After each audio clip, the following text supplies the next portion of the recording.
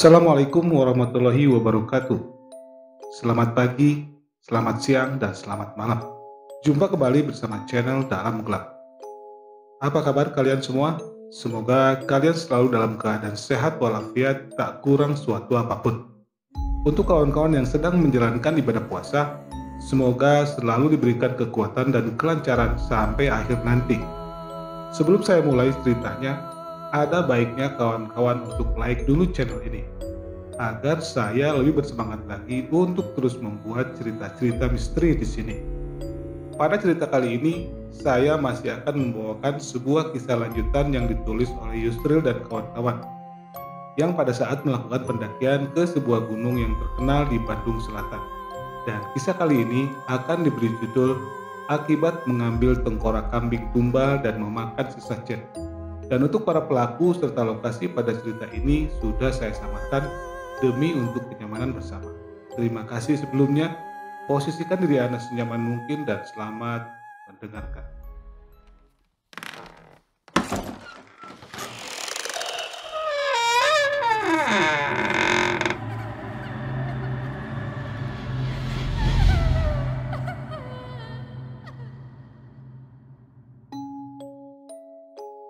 Hari ketujuh, pada sore harinya, keadaanku masih sama kan. Kemudian saya diantar ibu dan pamanku untuk pergi silaturahmi ke rumah Ustadz Yusuf. Assalamualaikum, ucap kami semua.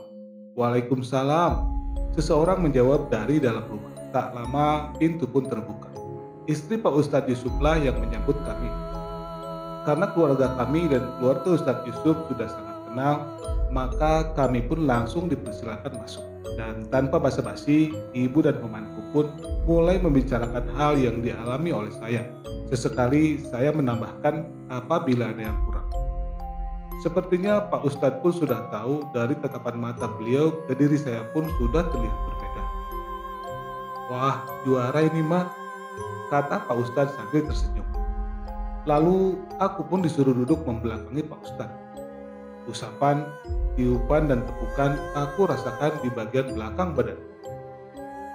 Banyak sekali doa yang Pak Ustadz ucapkan. Sementara ibu dan pamanku pun disuruh membaca doa yang sama secara berulang-ulang. Setelah selesai, ajaibnya rasa pegal dan berat di pundakku tiba-tiba hilang. Terasa ringan dan lega. Gimana sekarang? Tanya Pak Ustadz. Tanpa sempat ku menjawab, Pak Ustadz melanjutkan pembicaraannya. Ini jinnya lumayan kuat, tapi untungnya jin itu mengetahui bahwa salah satu leluhurmu juga ada di situ. Jadi si jin ini tidak bisa berbuat lebih banyak. Dan lain kali hati-hati, jangan melakukan hal-hal yang tidak perlu dan tidak terpuji kalau di gunung. Kami hanya bisa manggut-manggut menyimak yang Pak Ustadz katakan. Singkat cerita, kami pun izin pamit. Lalu Pak Ustadz pun memberikan sebotol air untuk diminum olehku. Panas demamku hilang, rasa sakit itu semua hilang. Pada malam harinya saya tidur dengan pulas. Tak ada gangguan apapun. Dan cerita kali ini akan diceritakan kembali dari sisi Jum. Setelah perjalanan kami memakan waktu sekitar 3 jam, dengan kondisi jalan setapak yang menurun, akhirnya kami sampai di tempat yang sesuai seperti yang tergambarkan di peta topografi yang kami bawa. Ternyata airnya berasa hangat dan bukan air terjun dengan ketinggian yang tinggi, dan memang pada saat itu kami tidak menghitung interval kontur untuk menghitung ketinggian posisi air terjun itu. Aliran sungainya juga hangat. Kalau secara gambaran di peta, ada kemungkinan air panas ini berasal dari Gunung Wanara juga, karena airnya berasa dan berbau belerang. Dan pada saat sekarang lokasi ini telah berubah menjadi tempat wisata. Kami pun mandi, berendam, melepas penat. Kekonyolan, candaan, serta kejailan akan muncul dengan sendirinya.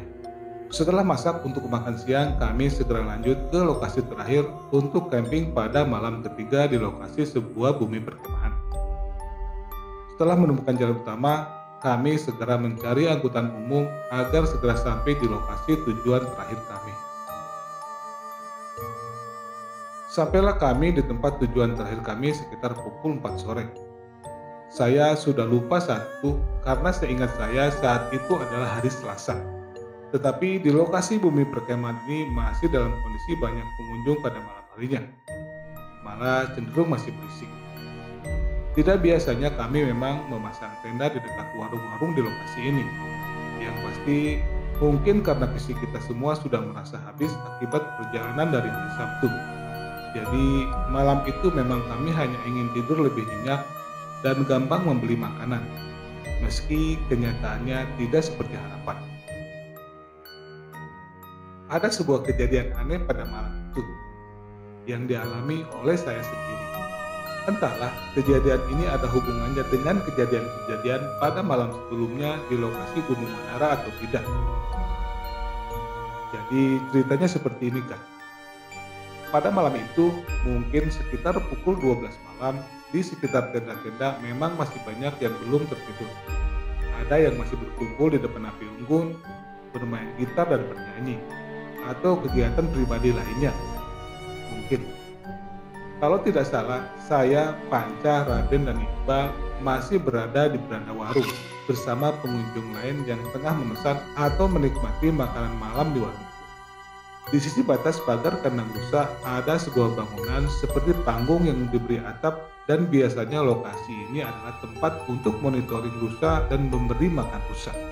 Tiba-tiba terdengar seperti beberapa orang yang sibuk berlarian dan terdengar ada yang sedang menjerit-jerit seperti kesurupan. Kami hanya menoleh kehebohan itu. Dan kami memang biasanya suka tertawa kalau melihat orang-orang yang kesurupan. Tak lama kemudian terdengar suara Aki pemilik warung yang bergumam di ruang dapur. Mari jah teuing atuh, da lain tempat hiburan. Hanya itu yang kami dengar. Beberapa saat kemudian kehebohan tadi mulai mereda. Tampak di antara mereka masih hilir mudik keluar masuk tenda. Entah siapa yang membantu meredakan kesurupan itu. Tak lama kemudian saya merasa ingin buang air kecil. Karena jarak toilet dari warung ini berjarak sekitar 150 meteran, saya sendiri sedikit malas untuk menuju toilet. Akhirnya saya putuskan untuk buang air kecil di belakang warung dan di situ ada paritnya. Gegas aku segera menuju belakang warung itu. Sebelum saya sempat melakukan hajat saya, dalam kegelapan belakang warung, saya seperti melihat sesosok manusia dengan seekor binatang. Saya urungkan untuk mulai hajat. Saya coba mengintip dan mendengar apa yang sedang mereka lakukan. Teu saropan, tong garaning teuing, tong marijah teuing, aing teu bisa tenang. Suara salah satu sosok seberangku itu. Entah siapa yang berbicara. Nuhun hapunten, kin ku abdi didugikeun, mugia dihapunten. Sambung suara dari sosok yang lainnya. Nah, suara kedua dari sosok itu saya sangat mengenalnya. Itu adalah suara Aki pemilik warung. Aneh, kaget dan sedikit merinding. Ternyata, dua sosok dalam gelap yang sedang berbicara itu adalah Aki dan seekor rusa. Isi dari pembicaraan itu adalah tumpahan rasa kekesalan dari si rusa kepada Aki, bahwa orang-orang yang berada di sini sekarang malam ini terlalu berisik dan tidak sopan. Tak lama kemudian terdengar suara pintu yang terbuka dan menutup. Kemudian saya coba mengintip lagi dan kedua sosok itu sudah tidak ada di tempat. Mungkin Aki sudah masuk lagi ke dalam dapur. Dan rusa itu, sepertinya rusa itu bukan rusa biasa. Apa mungkin orang yang tadi kesurupan adalah akibat kemarahan dari mereka? Gumamku sambil balik berjalan menuju depan warung dan buang hajat pun tidak jadi. Karena menjadi sedikit serem melihat kegelapan di belakang warung itu. Setelah saya terduduk kembali di bangku warung, sebelum saya sempat menceritakan kembali pengalamanku tadi kepada teman saya, Aki tiba-tiba muncul di depan kami yang terhalang oleh meja sajian makanan. Kemudian Aki berbicara kepada kami semua yang masih memenuhi tempat duduk di warung itu. Tong garaneng teuing nyajang, sok we camping mah camping. tapi tong macem-macem, dia aya nu komplain ka Aki. Dek, aku sendiri merasa kaget. Ternyata yang aku lihat tadi memang benar adalah sosok Aki dan seekor rusa yang sedang berbicara satu sama lain. Tampak pula semua yang ada di warung itu mengangguk tanda mengerti. Setelah kami bubar dari warung dan masuk ke dalam tenda, saya kemudian menceritakan pengalamanku tadi kepada teman-teman saya. Singkat cerita, 2 minggu kemudian saya bertemu Yusril. Yusril hanya mengatakan bahwa dia sakit setelah acara waktu itu. Dia tidak menceritakan tentang kejadian mistis yang terjadi kepadanya.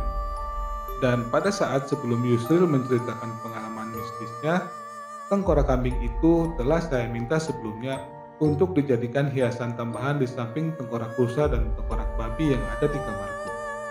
Dan akhirnya tengkorak kambing itu pun berpindah tempat ke kamar. Suatu malam, mungkin sekitar pukul 11 malam, saya masih ingat saat itu di salah satu stasiun TV ada penayangan acara komedi atau lamakan. Sri Mulat kalau tidak salah. Pada saat itu ada sebuah adegan di mana salah satu pelawak itu mengenakan pakaian pocong. Saya nonton TV sendirian saat itu. Cahaya yang ada hanya dari cahaya TV saja. Saya merasa sedikit kaget memang pas melihat penampilan pocong itu. Saya sedang dalam keadaan antara tidur dan melek karena menonton TV itu dengan posisi rebah. Seberang ruang TV adalah kamar. Di dalam kamarku ada sebuah papan tulis atau whiteboard yang menutupi salah satu dinding tembok kamar. Papan tulis itu biasanya digunakan untuk belajar mengajar pengetahuan tentang alam terbuka bersama teman-teman. Pada saat itu, tiba-tiba papan tulis itu seperti ada yang mengebrak dengan keras. Brak, brak. Kemudian, sisa dari pukulan ke papan tulis itu seperti bergetar. Tak lama bergetar, lalu berhenti. Saya coba bangkit untuk memeriksa ke dalam kamar. Dan papan tulis itu sudah tidak bergerak. Lebih tepatnya bergetar sedikit lalu berhenti. Sedikit gambaran dalam ruangan kamarku. Papan tulis itu terpasang berdampingan dengan pintu masuk. Kasur lesehanku tepat di bawah sisi kiri papan tulis itu. Nah, tengkorak kambing itu aku pasang tepat di atas kasurku dan tengkorak rusa ada di seberang ujung kasurku. Jadi, kalau saya tertidur, di atas kepalaku adalah kepala kambing dan di bagian atas kaki adalah kepala rusa. Sedangkan tengkorak kepala babi ada di sisi dinding lainnya. Saya masih berpikiran positif. Setelah mematikan TV, saya berniat untuk segera tidur. Lampu kamar biasa dimatikan ketika tidur. Hanya ada cahaya masuk dari lampu halaman yang menembus ke kaca jendela kamar. Jadi ruangan kamar masih akan ada cahaya temaram yang masuk pada saat tidur malam di kamarku. Baru beberapa saat mulai terlelap, tiba-tiba papan tulis itu seperti ada yang menggerakkan kembali pada satu sisinya. Tak tak tak tak tak tak tak tak tak. Seperti itu bunyinya. Ketika saat aku lihat, memang salah satu ujung papan tulis yang sedikit melenting itu memang bergerak. Aku bangkit dan coba menyalakan lampu kamar. Terus mencoba memeriksa ruang TV dan dapur. Tak ada bunyi atau gerakan yang lainnya. Dugaanku salah. Karena saat itu saya berpikir telah terjadi sebuah gempa bumi. Masih juga berpikiran positif, kemudian saya tertidur kembali. Dalam tidurku saat itu, aku bermimpi. Dalam mimpi itu, aku seperti sedang berada di sebuah lapangan yang pada sisinya berbatasan langsung dengan hutan yang tampak lebat. Saya tak kenal dengan lokasi itu. Yang aneh dalam mimpi itu, tangan dan kaki saya berubah menjadi pendek dan cara berjalan saya menjadi seperti binatang berkaki 4 tepat. Saya telah menjadi seekor binatang. Seperti seekor kambing dengan kepala manusia, yaitu kepalaku sendiri. Dalam mimpi itu, saya seperti tengah berada dalam sebuah lingkaran seperti manusia dengan ukuran tubuh kurus dan tinggi. Mereka semua menggunakan baju pada zaman dahulu, dan ada pula di antaranya yang bertelanjang dada. Kesemuanya tidak memiliki muka, tapi bentuknya memang seperti manusia pada umumnya, hanya lebih tinggi. Mereka semua berteriak tidak jelas. Sejajar dengan saya ada seekor kambing hitam. seukuran saya. Seekor kambing hitam dengan bentuk yang normal, dengan bulu berwarna hitam pekat.